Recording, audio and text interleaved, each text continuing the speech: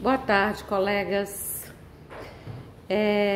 Eu sou do CRAS Guará, estou mostrando a nossa geladeira, que foi emprestada por um servidor que inclusive já se aposentou.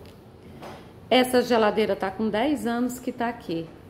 Inclusive, nós estamos com problemas na borracha, estamos pensando em mudar a borracha, porque é a única que a gente tem.